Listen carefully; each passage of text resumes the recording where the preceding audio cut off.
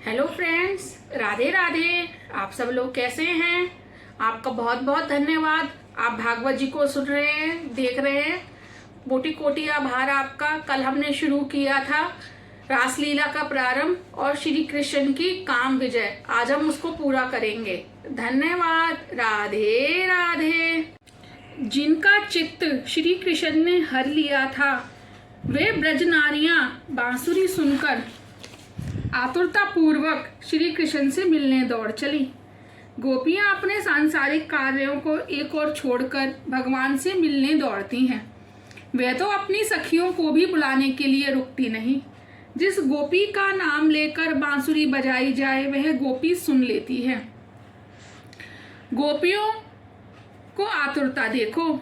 जो गोपियां गायों को धो रही थी, वह भी बांसुरी की तान सुनते ही काम छोड़कर उत्सुकता से दौड़ चली। उनकी तन्मयता तो देखो। कुछ गोपियां बेढंगे वस्त्र अलंकार पहनकर कृष्ण से मिलने के लिए निकल पड़ी।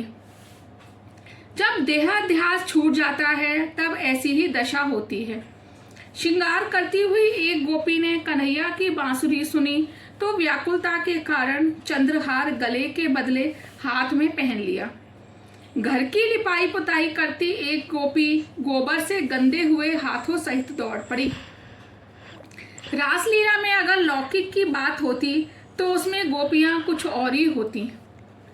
इस प्रकार दौड़ निकलने के बदले वह 2 घंटे तक श्रृंगार करके दर्पण में अपना निखार देखकर बन ठन कर निकलती, किंतु ऐसा नहीं है। सुखदेव जी वर्णन करते हैं, कुछ गोपियां घर लीप रही थीं।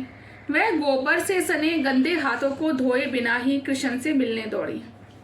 यही बताता है कि यह लौकिक काम की बात नहीं है। ईश्वर के मिलने के लिए वैसी ही आतुरता होनी चाहिए। रामकृष्ण परमहंस हमेशा सदृष्टांत बातें करते थे। एक शिष्य ने अपने गुरु से पूछा, ईश्वर प्राप्ति के लिए जिज्ञासा और व्याकुलता कैसी होनी चाहिए? गुरुजी, यह विषय वर्णन का नहीं, शब्दातीत अनुभव का है। रामबाण जिसे लगा हो, वही उसकी वेदना जान सकता है। किसी प्रसंग के समय में सब कुछ समझाऊंगा। एक बार वे दोनों गुरु शिष्य स्नान करने गए। जो ही शिष्य ने जल में गोता लगाया कि गुरु ने उसका मस्तक भी बल से पानी में धंसा दिया। सांस लेने में तकलीफ हो गई तो वह शिष्य छटपटाने लगा। बाहर निकलने के लिए व्याकुल हो गया। गुरु ने हाथ उठा लिया तो शिष्य ने पानी से ऊपर उठकर चैन की सांस ली। गुरु ने पूछा, कैसा रहा अनुभव? शिष्य ने कहा, अरे मेरे तो प्राण ही निकले जा रहे थे। लगता था प्राणवायु के बिना मैं मरने ही जा रहा था।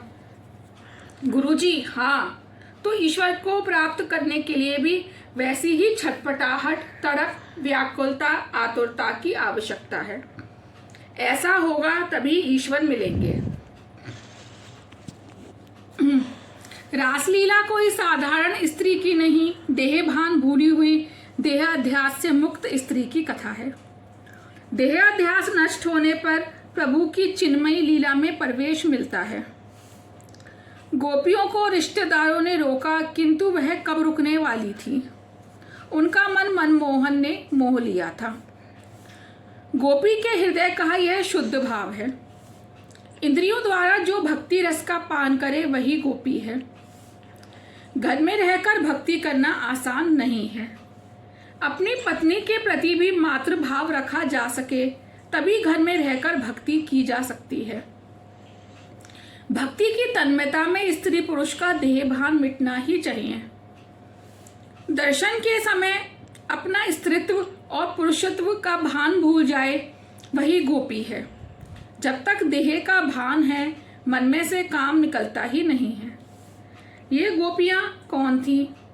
जब ऋषि मुनि हजारों वर्ष तक तपस्या और ब्रह्म चिंतन करते रहने पर भी मन में बसे काम को मार ना सके, तो उस काम को श्री कृष्ण अर्पण करने की इच्छा से गोपियों का अवतार लेकर गोकुल में आ बसे।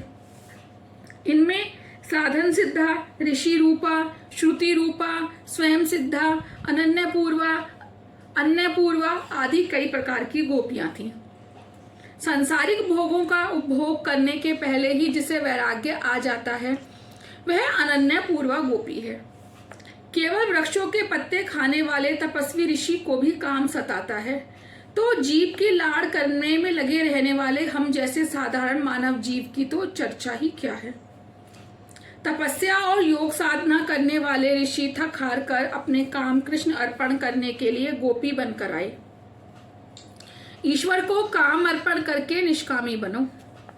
पराशर मुनि सूर्य को वश में कर सके किंतु अपने काम को नहीं। मनुष्य का सबसे बड़ा शत्रु काम ही है। इसमें से अन्य बहुत से दुर्गुण उत्पन्न होते हैं और अंत में होता है बुद्धि नाश। यदि काम ईश्वर को अर्पित किया जाए तो वह कभी अंकुरित नहीं होगा।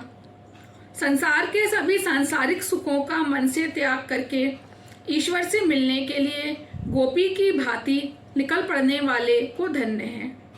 इसी कारण से तो भगवान गोपियों का स्वागत करते हैं।